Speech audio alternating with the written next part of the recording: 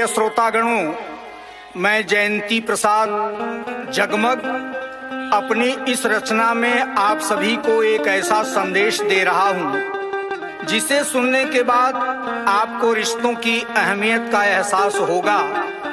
कहावत है कि अगर पारिवारिक रिश्तों में मिठास होगी तो जीवन सदा सुखमय व्यतीत होगा। रिश्ता क्या है और कैसा होना चाहिए, इसी प्रसंग पर यह कहानी मैं आपके सामने प्रस्तुत कर रहा हूँ। यदि आप समस्त श्रोतागण इसका अनुकरण करेंगे तो मैं समझूंगा कि मेरी मेहनत सार्थक हुई। इस कहानी का शीर्षक है हीरा हमार भैया मोती हमार भौजी। करी वंदना श्री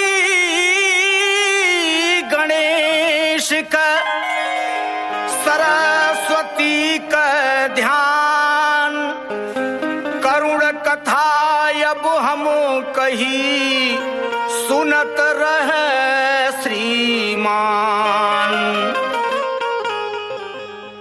मन मिलई सास से बहू कन, ननदी के न भौजी भावे, देवरान जेठानी सास ससुर सबही अपने मन का गावे।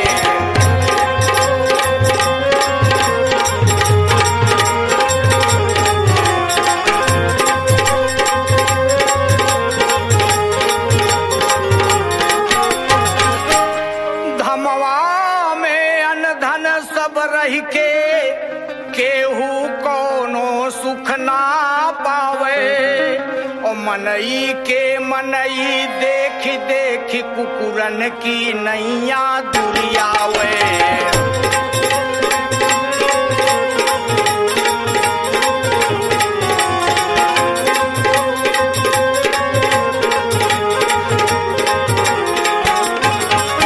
ई दशा देख मन में अपार, दुखवा से न रह जात हमई, कैसे समाज होई सुखिया चिंता बाटे दिन रात हमई।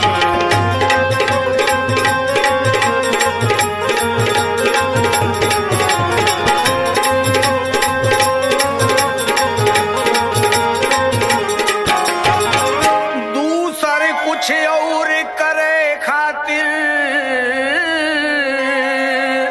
ना बाटे समय सिरात हमई, अरे ननदी भौजी के प्रेम कहानी का भावत बात हमई।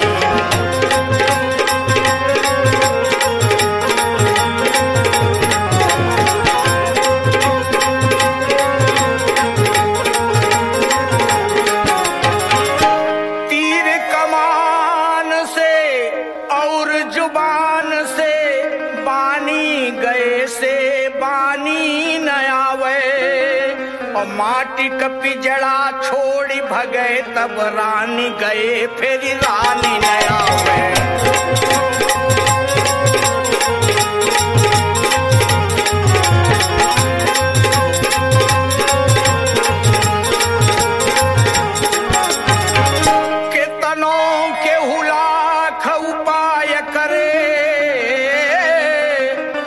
जवानी गए से जवानी न आवे, और शानी गुमानी रहे कितनों लेकिन पानी गए फिर पानी न आवे।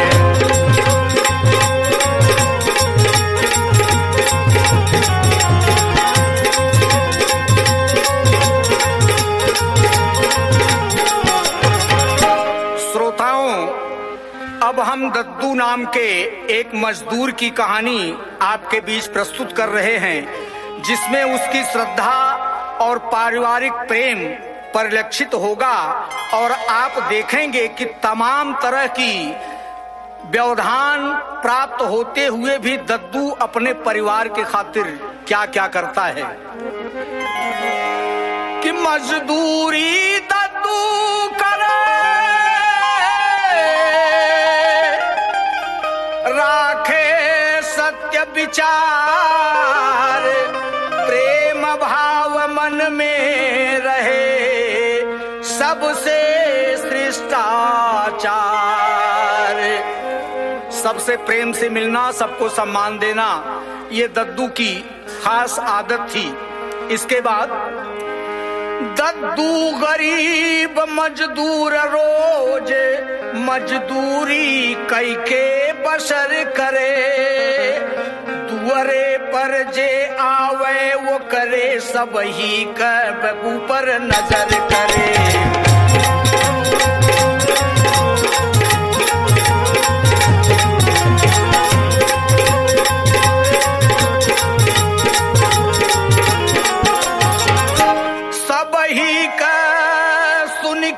भला बुरा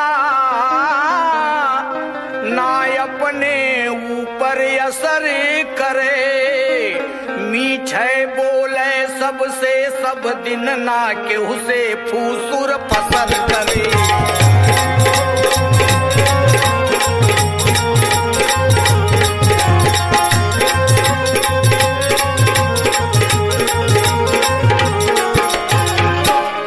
दद्दू बेचारा मजदूरी करके अपना और अपनी पत्नी माधुरी के साथ जीवन यापन कर रहा था।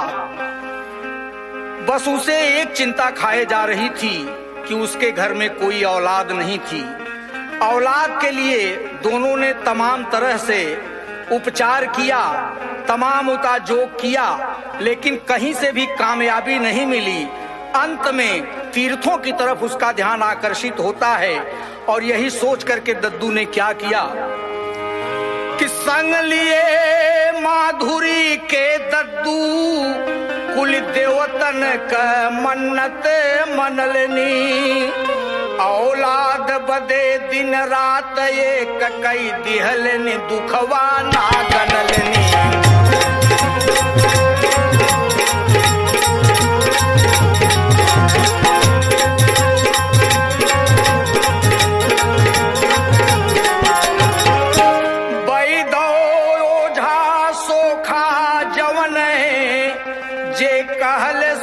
तवन कई नवलन, तब जगन्नाथ जी के धमवा की ओर पयनवा कई दिहलन।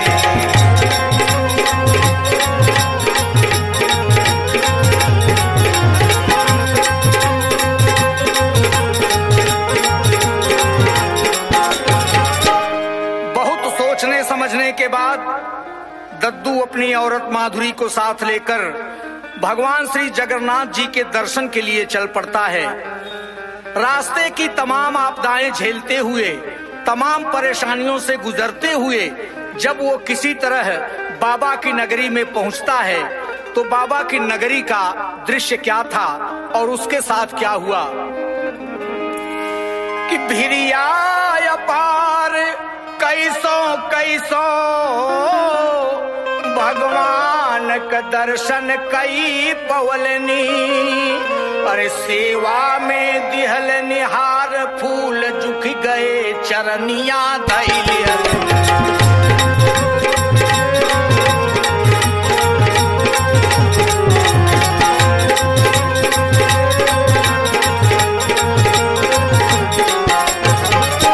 औलाद बधे बाढ़ी चिंता,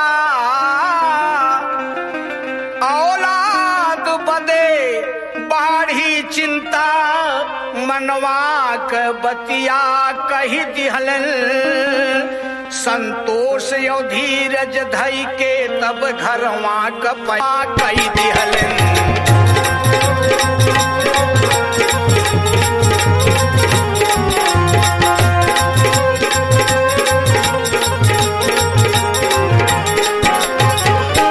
दोस्तों, ये कहावत कही गई है कि मांगे से सुख ना मिले, बिन मांगे मिल जाए। दूध पूत धन हो या जब ईश्वर हो या सहाय। दोस्तों, भगवान श्री जगन्नाथ की कृपा से 40 साल की अवस्था में माधुरी को एक पुत्र पैदा हुआ। दोनों ने बड़े प्यार से उसका नाम कुलदीप रखा। और कुछ दिन के बाद क्या हुआ देखें कि सुघर सुभागी कन्यो जन्मल, जब 12 साल का दिन बीतल, अरमान पूर भादुनों के जीवन के गाड़ी चले लगल।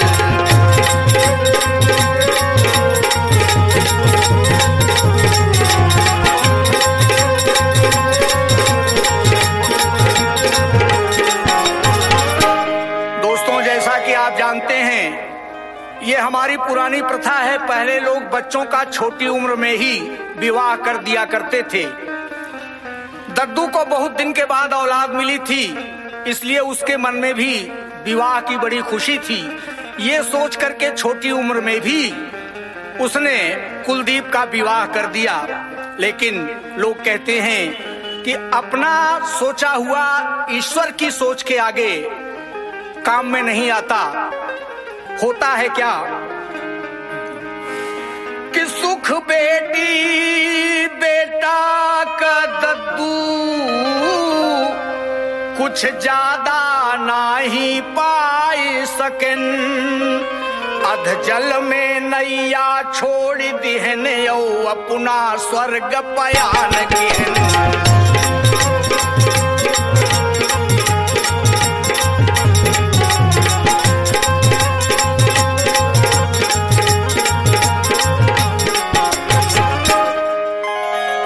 कारुणिक प्रसंग, दद्दू की मौत से परिवार अनाथ हो गया। घर में मजदूरी करके कमाने वाला सिर्फ एक दद्दू ही था। उसकी मौत के बाद कुलदीप और सुभागी का पालन पोषण करने के लिए बेचारी माधुरी को भीख मांगना पड़ा। और वो भीख मांग करके अपने बच्चों का पालन पोषण करने लगी। अब आगे क्या होता है कि भगवान के रुठले दिन हरले, पर नजर न केहू भी डाले, ना समय के आगे दाल गले, ना काल के केहू भी डाले।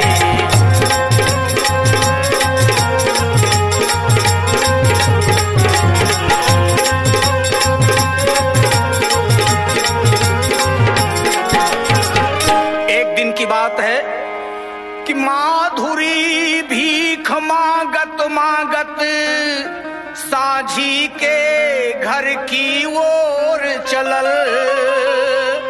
अरे रहिया में सपवा डसली हले सी सगरो गौआ में शोर भयल।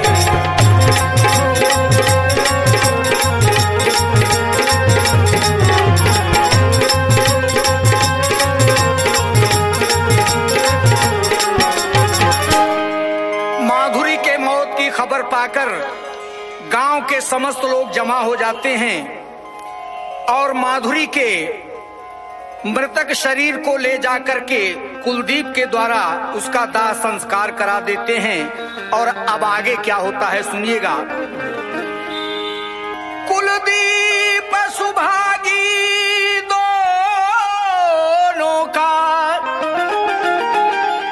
गया सहारा छूट, और सुख की सारी संपदा लिया काल ने लूट।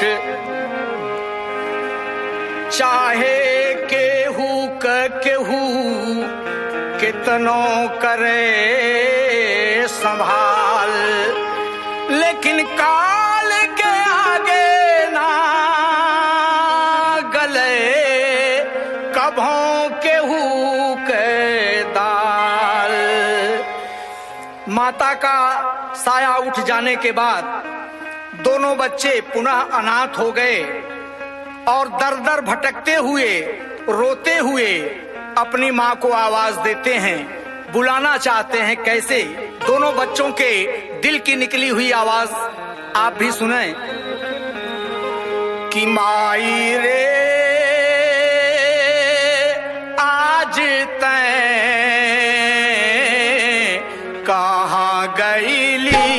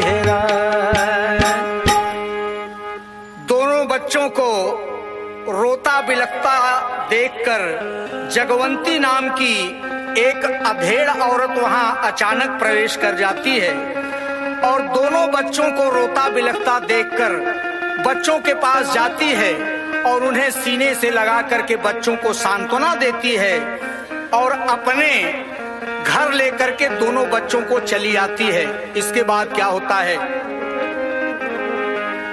कि जगवंती औलाद बिना दुखी रहे दिन रात, दूनों के पाले लगल सुख से खात नहात।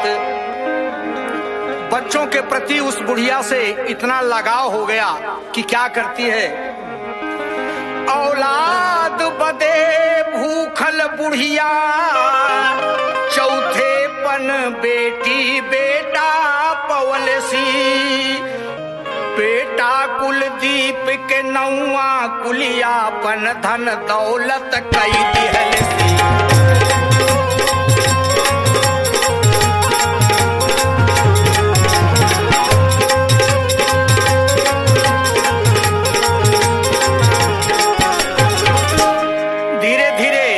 सुभागी कन्या भी सयानी हो गई तो उस बुढ़िया बेचारी को उसके विवाह की भी चिंता हुई और उसके विवाह के लिए क्या करती है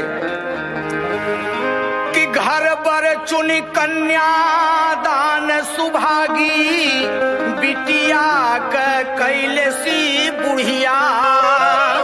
अरे बेटा बेटी बहु दमाद कुल सुख पावे लागल बुढ़िया।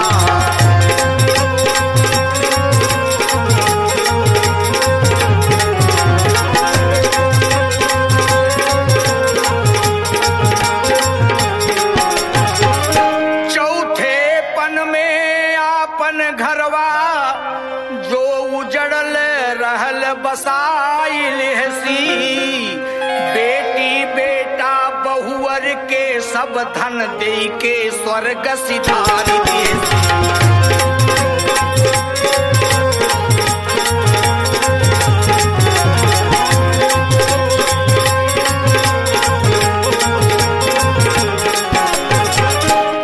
अपनी मौत के पहले कुलवंती कुलदीप का गौना भी करा लेती है और प्रीति नाम की एक सुंदर सी बहुरिया उसके घर में आ जाती है।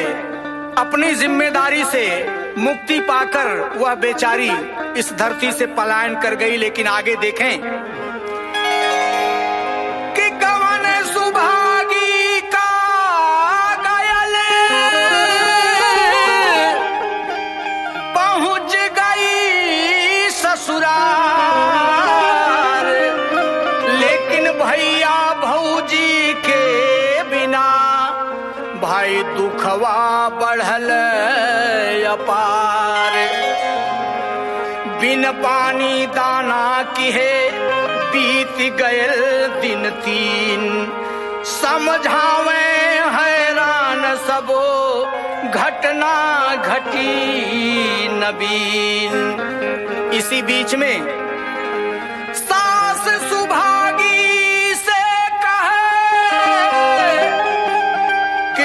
कुल भेद बताए, तोहरे सुख कारण बहु करबे लाख उपाय। सास से पूछने पर सुभागी रोते हुए कहती है कि सासू माँ, अगर आप मुझसे प्यार करती हैं तो आप मेरी भौजी को बुलवा दीजिए, मैं भौजी के देखने के बाद ही अन्न जल ग्रहण करूंगी, क्योंकि मेरी भौजी की भी यही दशा होगी जो कि यहाँ पर हमारी है। क्योंकि अरे बाप की नैया भैया पलननी, माई की नैया भौजाई।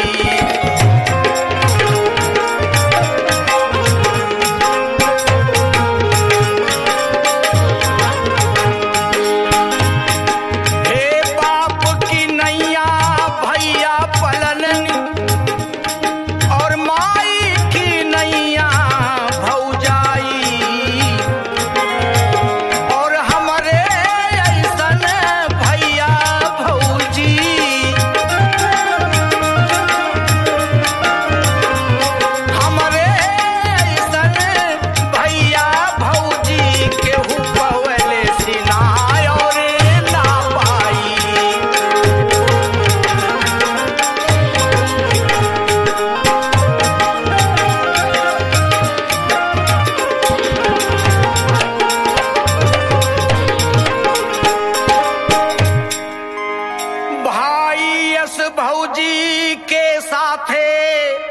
हम भोजन दूनो जून करी।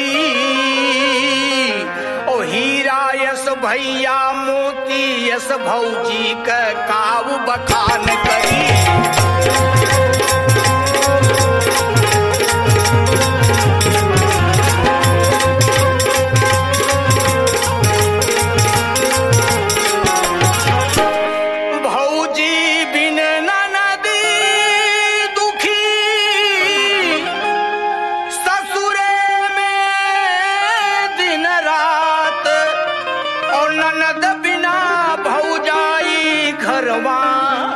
नाही कुछो खात।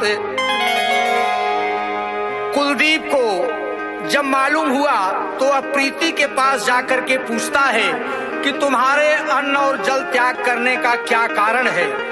तब प्रीति कहती है कि हे प्रीतम, अगर आप मेरे दर्द की बात सुनना चाहते हैं तो सुनिए। कुलदीप से प्रीति कहे पिया, ननदी बिन ना खैबे खनवा। मिलवाई दह मैं सुभागी से, तब करबे पानी दनवा।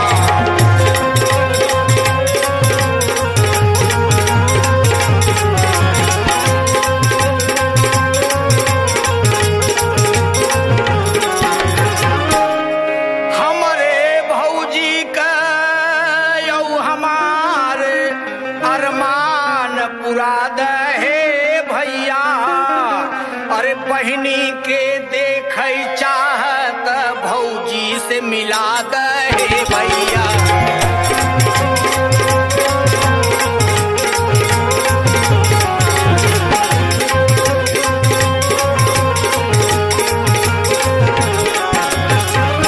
सुभागी की बात सुन करके कुलदीप कहता है कि हे बहना, तुम्हें घबराने की जरूरत नहीं है। मैं तुम्हारे भाभी से तुम्हारी मुलाकात जरूर कराऊंगा। कैसे? कुलदीप देख बहिनी का प्रेम, तब कहे सुन तू है बहिनी। तोहरे भौजी से मिलवई बे, तू सोच कर जिनी है बहिनी।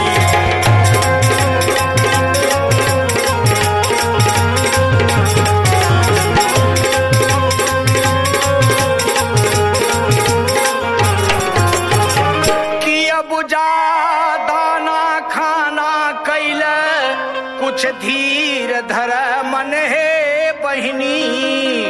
उपवास कर जिन ससुरे में, खा पिया रह तू है बहिनी।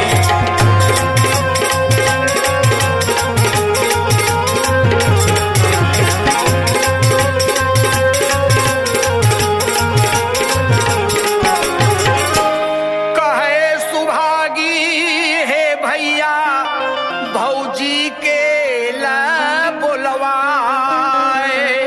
तब तक प्रीति मिलाई के अपने गईली आए।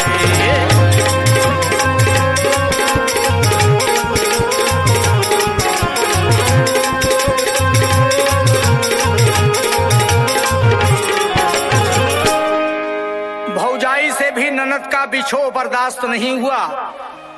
बहन और भाई उसे बुलाने की बात कर रहे थे, तब तक अचानक प्रीति वहां पे प्रवेश कर जाती है। सुभागी प्रीति को देखकर प्रसन्न हो जाती है, दौड़कर उसके गले मिलती है। दोनों का प्रेम देख करके गांव के जो चंद लोग वहां मौजूद थे कहते क्या हैं कि गौआपुर के ऐसन स्नेह देखे अइलन दूनों जन के। और दूनों कुल के सम्मान किहन सम्मान दिहन दूनों जन के।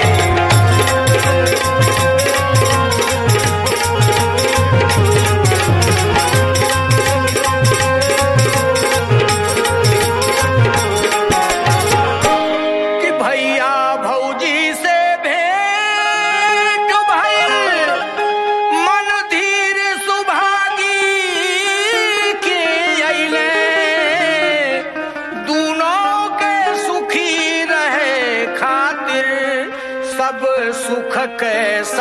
साधन हो गईले। इस प्रकार ननद भी के प्यार की पूर्णाहुति हुई और दोनों अपने अपने परिवार में हंसी खुशी के साथ रहने लगी। लेकिन दोस्तों, अभी आपने पहले समय की बहु बेटियों के बीच प्रेम और परिवार के प्रति उनकी श्रद्धा की कहानी सुना, लेकिन आधुनिक युग में आज की बेटियां किस परिवेश में, किस रूप में, किस ढंग से अपना जीवन व्यतीत कर रही हैं, चंद बातें मैं उनके बारे में आपके सामने प्रस्तुत कर रहा हूं। आप बेटियों के व्यवहार और चलन के बारे में विचार कीजिए। अरे सूरत गोर चकोर सी आँख में,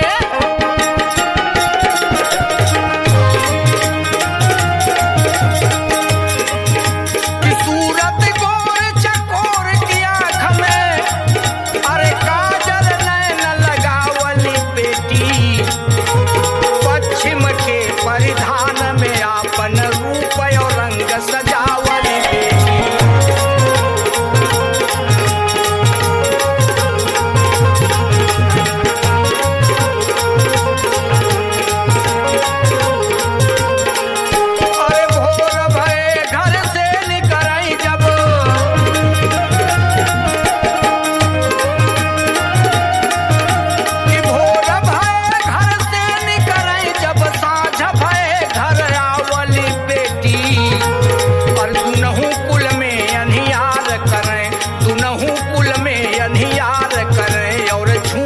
पाठ पढ़ावली बेटी,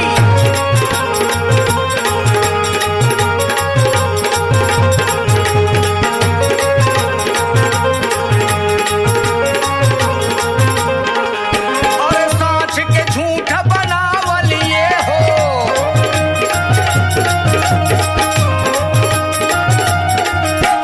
साँच के झूठ बनावली लिए हाथ मोबाइल बात करेली।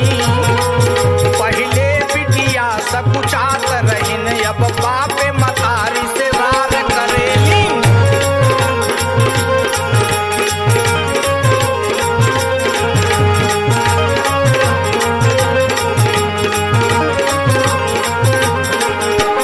लाज कचाउर छींक दीहन कुली,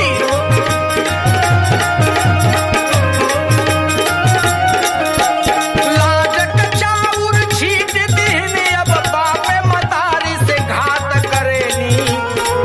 गुनयो गुन पोसी सयान भईन, अपने मन क दिन रात करेली।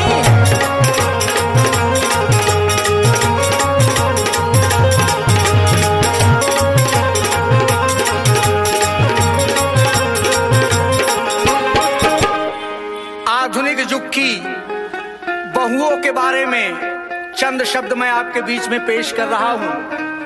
हो सकता है कि आप में किसी के सामने ये सच्चाई नजर आई हो, अगर नहीं आई है तो आप इस पर ध्यान दीजिए, कभी न कभी जरूर आएगी।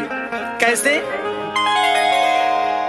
ओ करा के भाग फुटल जे करे, घरवा घर घुमनी आ गईलिन, कुलवा में दाग लगौलिन, यो कुल बुरनी नाम धरा गईलिन।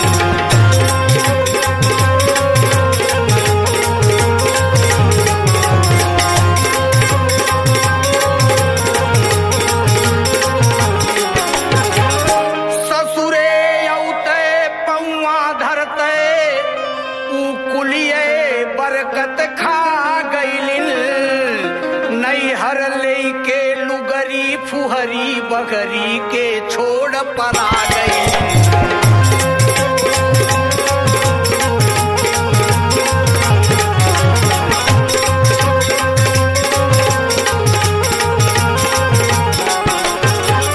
कि खूब रात दिना फोरे अंगुरी,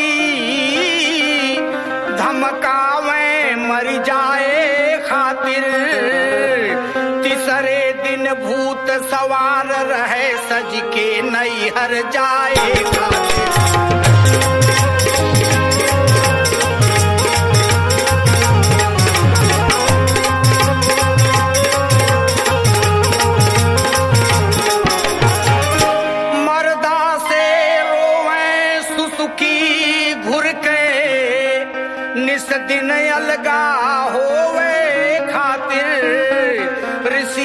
रहे गुलगुला सोहारी, तीसरे दिन खैले खाते।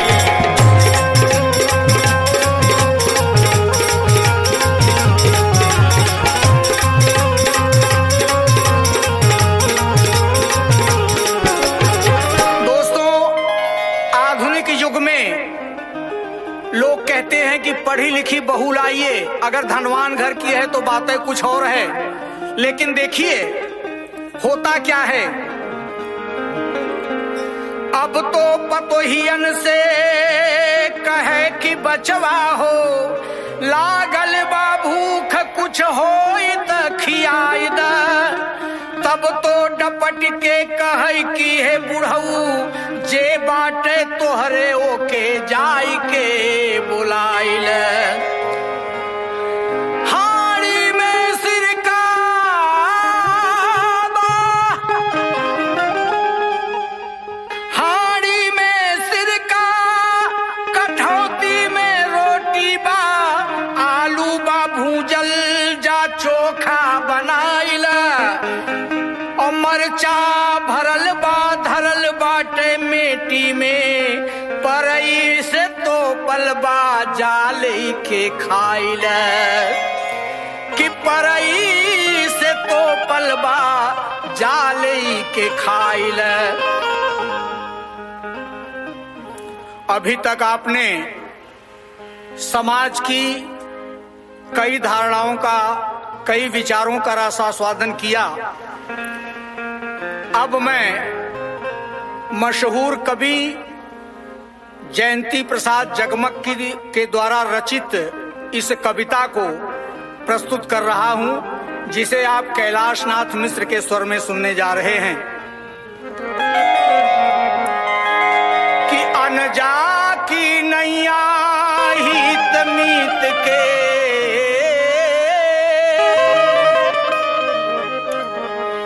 अनजा की नैया हित मीत के, छाटत लोग पछोरत बाद, छाटत लोग पछोरत बाद।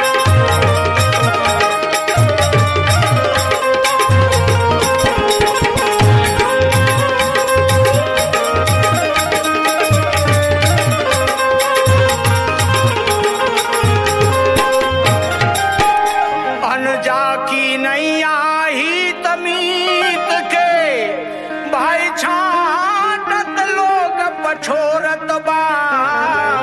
कुछ नात कबा अपमान कुकुर, कुछ नात कबा अपमान कुकुर, जैसे कि बिलारी के थोरत बा।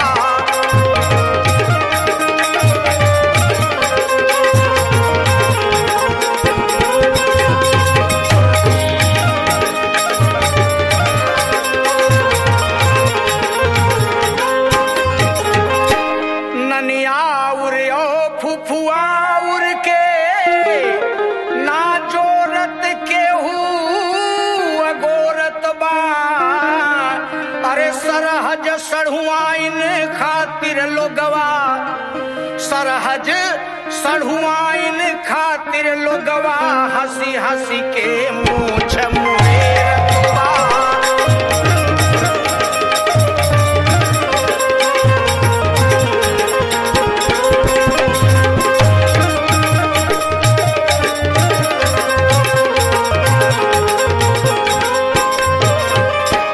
कुछ कजवा पर ले पर लोगवा, ना हितवन से व्यवहार करे। अरे ना बाप मतारी के जो है, ना बाप मतारी के जो है, ना उनसे बात विचार बा।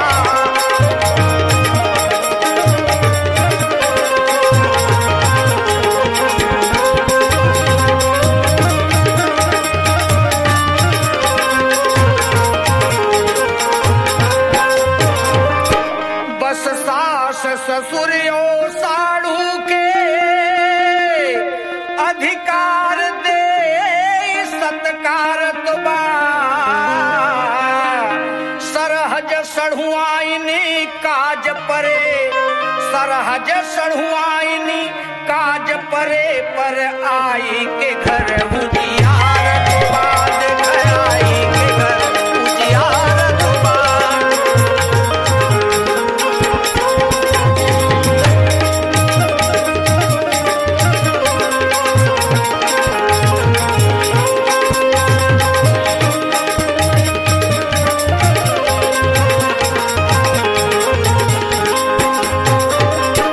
अक्सर आप सभी देखते होंगे, ये जहां तक हमारा अंदाज है कि घर घर की कहानी है, और जयंती प्रसाद जगमग ने बहुत सोच विचार के बाद इस चंद लाइन को आपके लिए तैयार किया है कि देखत की बुढ़िए करें चौका बासन और आसन लगाई के पतोहिए निहार लिन दिए कलई के डिगरिया बखरिया में मैक्सी पहिर के सनवा बघारेलिन खोल के कबार करे भाई जालिन बाजार रोज पिक्चर के प्यार का कहानी सुनावेलिन और फैशन का कैले विरोधवा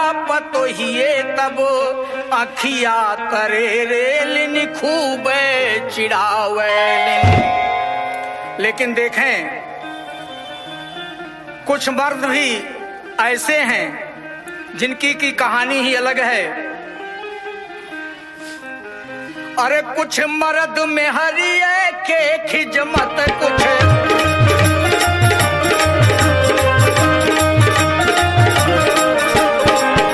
कुछ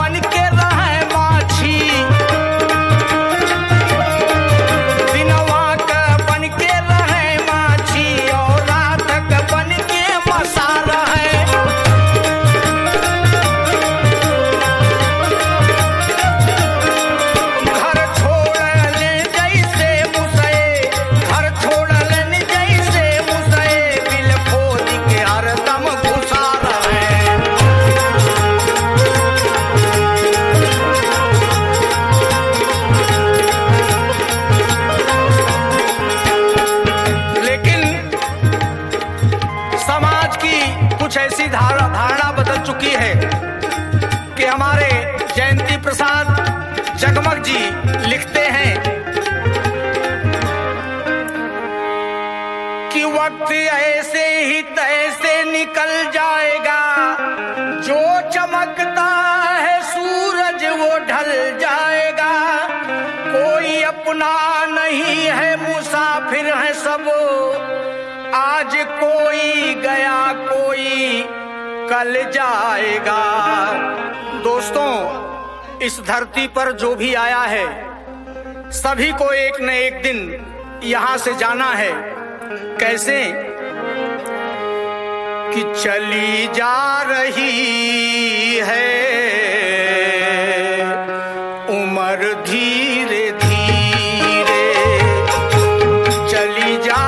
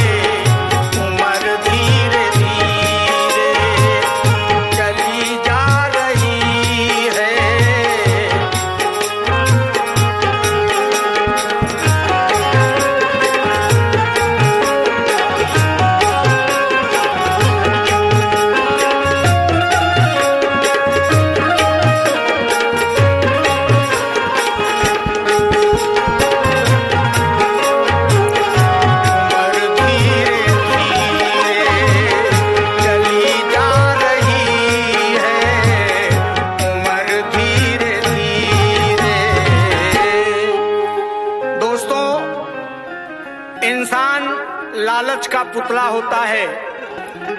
माया से ग्रसित होकर आने वाली जिंदगी में उसके लिए क्या अच्छा है क्या बुरा है वो सोच नहीं पाता। और इसी परिवेश में हमारे कवि जी ने चंद शब्द लिखा है।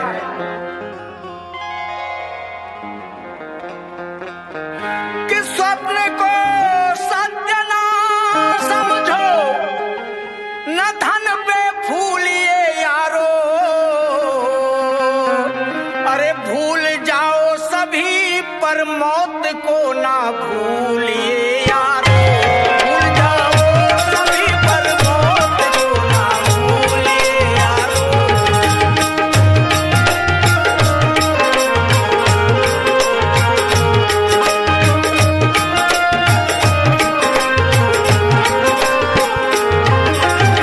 कैसे एक दिन मौत है निश्चित, जहां से जाओगे आप उस वक्त अपना दर्द न कह पाओगे। भयंकर रूप वो यमदूत का दिखते ही झलक, खून ये पानी हो जाएगा न गिरेगी पलक। जिसे कहते हो मेरा वे सभी होंगे सपना, और मौत के वक्त कोई साथ न देगा अपना। गर्भ से जिसे कहते हो है बेटा मेरा, वही ना देखना चाहेगा ये चेहरा तेरा।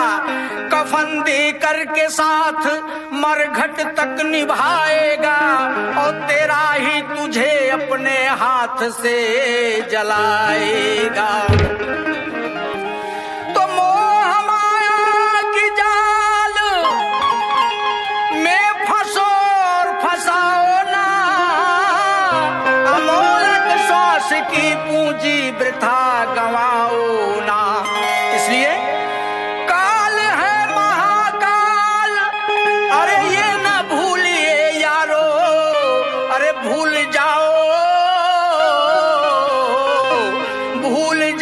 सभी पर मौत को ना भूलिए यारो।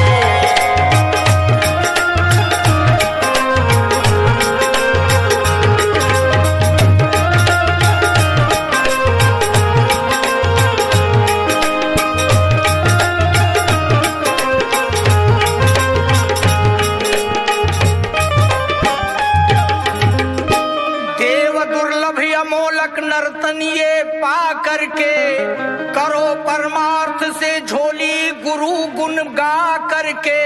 दोबारा फिर ये मानव तन नहीं मिल पाएगा, भजन कर लो नहीं तो बहुत ही पछताएगा। संत सतगुरु यही पैगाम दिया करते हैं, अनेकों जीव का उद्धार किया करते हैं। नाम धन की कमाई कर लो यारो जीते जी, मिला तन नर का गीत गा लो यारो जीते जी। भजन करके जियो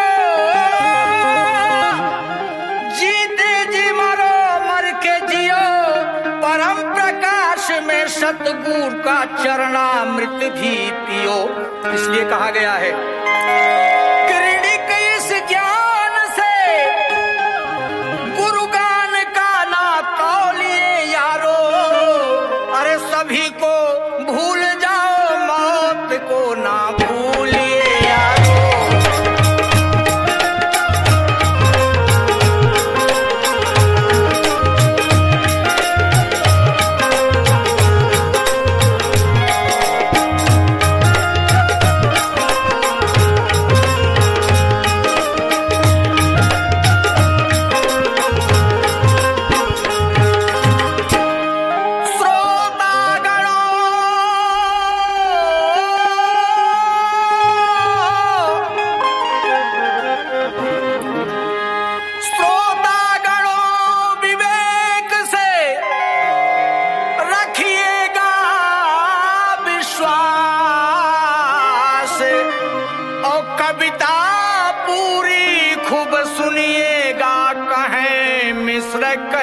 कैलाश।